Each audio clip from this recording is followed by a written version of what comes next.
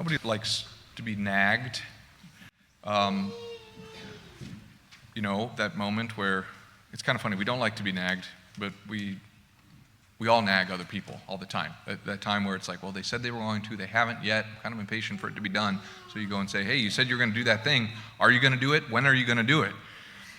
And sometimes it's for other people's good. Sometimes it's for what they said that they would do for us. But I actually found two things that are worse than nagging. One would be passive-aggressive nagging. Okay, when you say, oh, I just love it when you take out the garbage without me asking. Like, if you had any plans to take out the garbage, or if you had already been asked, then it's just like, well, now I can't, now I won't. Okay, so passive-aggressive nagging, that's even worse. But there's actually something worse, and that is passive-aggressive nagging that says something about identity, okay? For example, good children do the dishes before they are asked. Then you're looking at, like, what does that mean about me, So nagging is troublesome. Passive-aggressive nagging, that's even worse. But like when it's like also who you are is on the line here, then that's worst of all. So when you come to church, the scriptures are going to be read and there's going to be preaching. Like, what do you expect? What do you listen for? What do you maybe brace for? What do you check out from? There's a bunch of different things. Like, do you come here for consoling words? Or do you come here to be told what to do? Or do you come here to maybe learn something about who God is or who we are? Very often we read the scriptures as like a to-do list. So we come to church and what we kind of get ready for is to learn about things that I'm supposed to be doing and have not been doing, or things that I knew I was supposed to do and am really not doing it well. So we're just like, well, I guess it's good. I'm supposed to want to know these things, but I'm just going to feel miserable at the end. And because of that, we can actually read commands and nagging into the scriptures when they're not even there. So for example, today, Jesus says, you are the salt of the earth, you are the light of the world. But, did you hear it this way? Or did you hear it as, be the salt of the earth, be the light of the world? Most of the time we read this and all we go to is I got to figure out what the bushel basket is, but it's going to be hard. We hear it and we're like, oh gosh, it's going to be a lot of work. And we might even read what Jesus says, if we're reading it from that perspective, we might read it as him being very passive-aggressive when he says, they don't light a lamp and then put it under a bushel basket. It's put on a lampstand where it gives light to all in the house. You see what I mean? Jesus actually isn't passive-aggressively nagging us. He's just saying something that's true. But if we're waiting to be told what to do, to be corrected and everything, then what we hear is something other. Jesus actually didn't give any commands in the gospel today. He does give commands sometimes. In the first reading, there was a command. But even then, it wasn't God saying, be better, do better, be nice. Actually, in the first reading, what he said was, do you want light to dawn in your gloom? Do you want your wound to be healed? I think you do. If you want that, here's what you do. Give to the poor. Take care of those around you. This is how you get to what you want. Okay, so even then, it isn't just God saying, do this and stop doing that.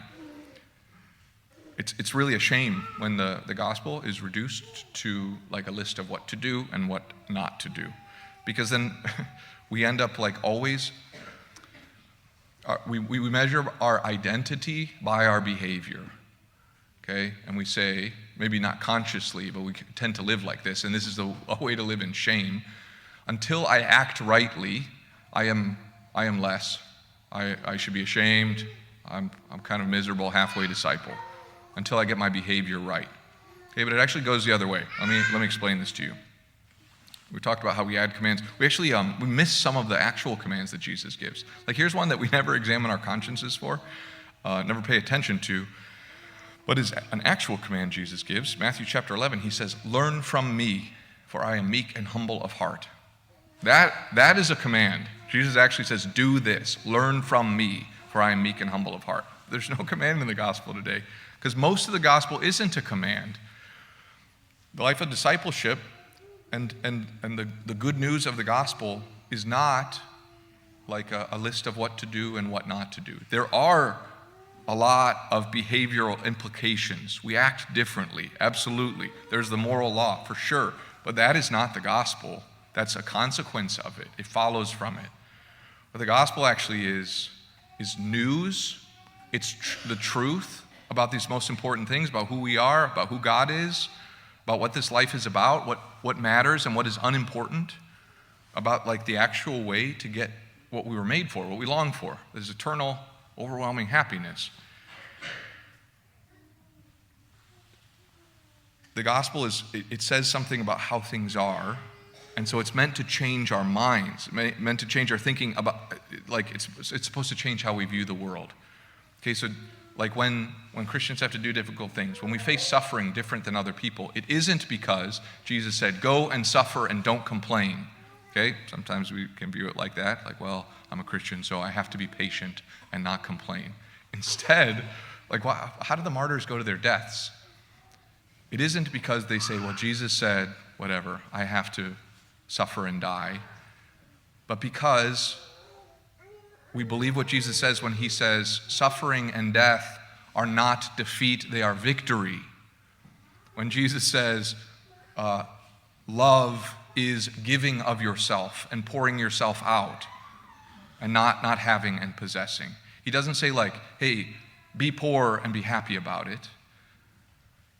Instead, he says, like, he says, riches can't satisfy you, so don't put everything on them. It's a change in the way that we view the world and what's important to us. This is why we act differently. Not because we're like forced to do what we don't want to do because it's hard and we should be sad following the Lord, and that means we're doing a good job. So here's just one example of how the gospel comes in. Okay, imagine you borrow somebody's car, and it was really nice of them to lend it to you, and so you're at the end of your use, and you're like, I'll fill up the tank for them, just as a little thank you. So you go to the gas station, you take whatever, you're done filling the tank, you take out the gasoline nozzle, and then you see there that it says diesel only. Okay, then you're like, there was no command. There's no command about what to put in the car. Okay, but this little gospel on the on the port on the side of the car gave you news that you didn't have, and it's going to affect your behavior. But this is how the gospel is then. It doesn't say do this and like, even though everybody else does the other thing, it says this is the way the world is. This is who you are and what you are, and so we act accordingly. So if there's any like action to be taken from the gospel today, the first one would be like, not like be the salt or be the light. Instead, it's actually just to begin with, do you want to be told by God who you are and what you are? Do you want to figure that there are alternatives? Do you want to figure it out for yourself? Do you want to make it yourself? Are you just totally uninterested in the question? Or do you want God to tell you who you are and what you are? If the answer is yes, then he says, you are the salt of the earth and you are the light of the world. If we receive it as news like this, like I did not know this, then we can ask, then it's interesting, we can ask all these questions about it. Like, who does he mean by you? Is it you as an individual? Is it like you, the ones who are really good at this? Is it you, the church as a whole? Who is he speaking to when he says you? Or why does the world need light? Or what does salt do for the world? Or where does the light come from? Is it just in us, or is it given to us? Can it be lost? What does it mean that you are the salt of the earth and the light of the world? Here's the last thing. When Jesus gives us commands then, he isn't saying, like, I know that you want this, but like push yourself the other way and do what you don't want to do. Instead, he says, this is what you are, and so this is how you act. So if you take a candle, for an example, when you ask a candle to burn and to give light, it doesn't complain. It's actually very happy to do it because it's what it's made for, So these candles are like living their best life right now. But if you took a candle and you tried to pound a nail in with it, if you used a candle like a hammer, then, the candle would be miserable. And so would the nail. That's what we call candle sin. Okay? You following? I don't think you are, because that was kind of humorous. If you use a candle as a hammer, then everybody's unhappy, and it doesn't go very well. And that's sin. When Jesus gives us commands, what he's saying is, this is what you are. This is who you are. And so this is how we act. This is what it looks like to be this, to live this way. And when we sin,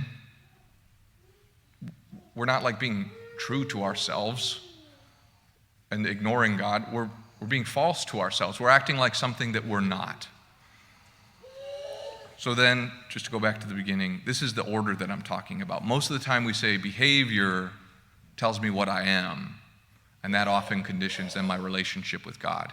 If I can finally act in the right way, then I can be sure of who I am, whatever, feel good about it, and then I can approach God in freedom. But that's all backwards. Instead, how we act comes from who we are and what we are. And Jesus says something about that today. And where do we find out who we are and what we are? Or who decides this? Where does this even come from? It comes from the Lord. So we receive our identities and from knowing him, from relationship with him. So the acronym we always use is RIM, relationship, and then identity, and then mission. So the question for you today is like, do you want to know who you are? Do you want God to tell you about who you are and what you are, what we are?